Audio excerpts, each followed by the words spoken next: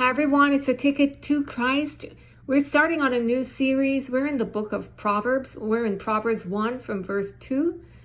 This is explaining what Proverbs will bring, what you can get from this book. It says to know wisdom and instruction, to perceive the words of understanding, to receive the instruction of wisdom, justice, and judgment, and equity, to give subtlety to the simple, to the young man knowledge and discretion. A wise man will hear and will increase learning, and a man of understanding will attain unto wise counsels. To understand a proverb, and the interpretation, the words of the wise, and their dark sayings. Okay, so this book, I think it's the only book in the Bible that tells you what you specifically maps out what you can get from it, what you can learn. And so if you need wisdom for a situation, if you need wisdom to deal with difficult people or tricky issues or areas in life, that you want to understand the heart of people, right? The hearts of people. Maybe you're dealing with people who are unstable, mentally unstable. They have awful patterns in their lives. They're narcissistic. Maybe dealing with people on the job or in your neighborhood. And you need to know spiritually how to respond to a situation because it's not clear, it's murky. Because a lot of times when you find people, when people are difficult or challenging, they have the type of personality that can kick up chaos.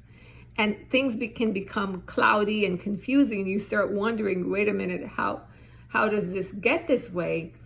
It's usually because of a lot of sin, and it's usually their sin.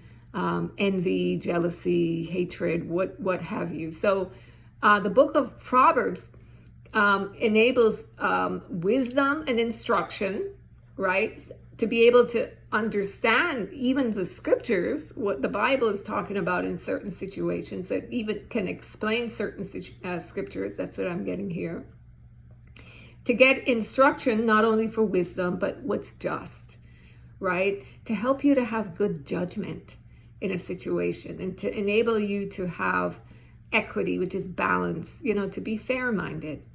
It also enables the simple-minded. If you're naive or simple, it enables you to have that level of subtlety. That means to be shrewd. Jesus called us to be as shrewd as a snake and harmless as a dove. So we're shrewd, but we do no harm to people. So Proverbs will help understanding how to do that and how to approach different situations, right? It gives young men, it talks about knowledge and discretion. So you don't want to overshare, needing to have discretion, economy of words, when you speak, when you're interacting, especially when it's a contentious situation, you need to definitely have knowledge and discretion, right? It talks about a wise man will hear and will increase learning. So a wise man will hear. I think it's more than just hearing words or reading something. It means that you have discernment, that you're discerning the context of the situation. You were able to understand, read the room, correctly, right? And this helps with that. I think it sharpens you spiritually, it sharpens your discernment spiritually, and enables you to, understand deeper things and get a deeper revelation, because you're spiritually training yourself to be able to understand what's wise, what spiritual wisdom is versus worldly wisdom.